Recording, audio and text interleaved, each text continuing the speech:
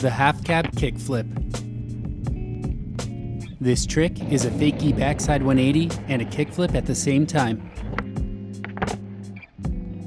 I would say this one is a relatively intermediate trick, which in my opinion is easier than a regular backside flip because the momentum you'll have while riding Fakie makes the rotation easier. Tricks you should have down before learning this one are a Fakie Backside 180, also known as a half cab, and you should be really comfortable with your Fakie kickflips.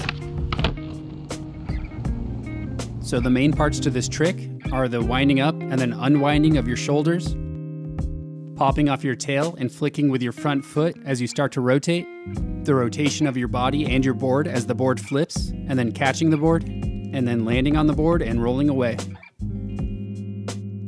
And for clarity, for the foot positioning of this trick, even though you're riding backwards, I'm still going to refer to your front foot as your front foot and your back foot as your back foot.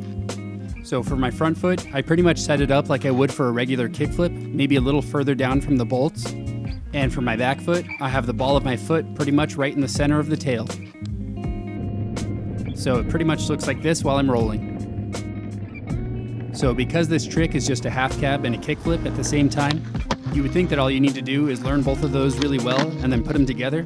But if you just do this, there's a few common things that you may notice are going wrong. And the first one of those things is that you're over-rotating the board. Having the board rotate more than 180 is fine if you're trying to learn a Fakie big flip, but for this trick, we're looking for a little bit more control, which is all going to be in your back foot. So for your back foot, I mentioned that you want to have pretty much the ball of your foot in the center of the tail, and you want to make sure you're doing this rather than putting it down in the pocket because you don't want too much scoop, which is going to over-rotate the board. While you do pop off the tail in a slight shoving motion, it should feel more like an Ollie or a 180 than a scoop. The next problem comes from over-flipping your board. Usually a fast flip wouldn't be too much of a problem, but I feel like for this one it can really cause you to lose control of the board. Having your foot a little further up towards the bolts so you get a slightly slower flip should help you make sure that the board is flipping and rotating at a similar rate, which will help you keep it underneath you as your body rotates. And the third problem, which I think is one of the most common ones, is that your weight is too far back towards your back foot, so when you land, you're tail heavy. I think that this one is a result of two different things. Again, it comes from trying to flip the board too fast and not focusing too much on the rotation. And the other one is not using your shoulders when you rotate your body, which besides not giving you a full rotation, will make it harder for you to keep your weight forward above your front foot, which will make you land too far back on your tail.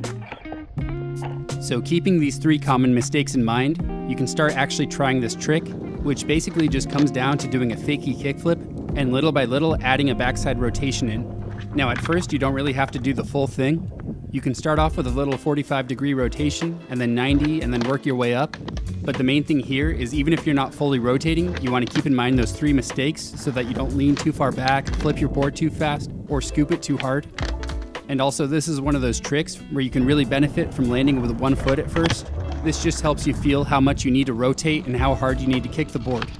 Just keep in mind that you really want to make sure you're getting a nice solid pop off the tail and that you're using your shoulders to do the 180 because one of your goals should be to make sure that your hips and your board are rotating at the same speed.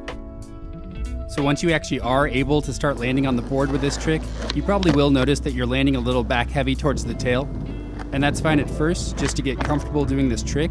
And once you have a feeling for it, you can do the things I mentioned before to fix landing on your tail, and then just make sure you're giving the board a lot of pop and you're jumping towards your front foot as you rotate.